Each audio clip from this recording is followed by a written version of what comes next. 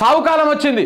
మన రేవంత్ రెడ్డి గారు రాగానే సావుకాలం వచ్చింది. మనకు సంక్రాంతిని కీడు పండుగ అంటారు, కానీ తెలంగాణకు నెల రోజుల ముంగటనే ఆ కీడు పండుగ మొదలైనట్టుంది.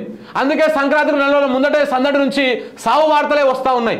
తెలంగాణలో గతంలో రైతుల ఆత్మహత్యలు, నేతన్నల ఆత్మహత్యలు చూసినాం. కొన్నేళ్లుగా అవి కూడా దాదాపు ఆగిపోయినాయి. కానీ ఇప్పుడు ఆటో డ్రైవర్ల వరుస సావులు కళ్ళల్లో నీళ్లు తెప్పిస్తున్నాయి. రైతన్నలు ఉరికొయ్యకు వేలాడుతూ ఉన్నారు, వేలాడి ఉసురు తీసుకుంటున్నారు. ఆత్మహత్యలతో రోజుకో కుటుంబం రోడ్డున పడతా ఉంది.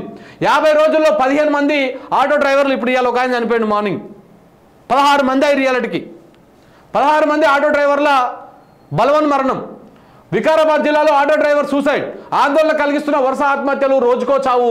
వార్త వస్తున్నా స్పందించని సర్కారు. ఇక స్పందించకపోగా ఇంకా ఏమంటున్నాడు, ఫ్రీ బస్సు వద్దనటోళ్లకు సలాక కాల్చి వాత పెట్టండి. ఆటో డ్రైవర్లు కించపరిచే విధంగా సీఎం వ్యాఖ్యలు. నిన్న అదే ఇంద్రవెల్లి దగ్గరికి వెళ్ళి ఒక మహిళలతో మీటింగ్ పెట్టుకొని అక్కడ మాట్లాడేటువంటి పొగరు మాటలు, నీ ఏతుల మాటలన్నీ తక్కువ వేయాలి రేవంత్ రెడ్డి.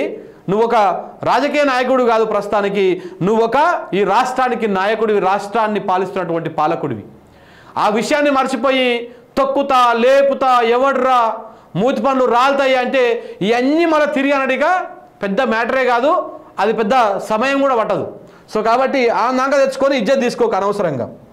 ఇజ్జత్ తీసుకుంటే నీ ఇజ్జతే పోతుంది.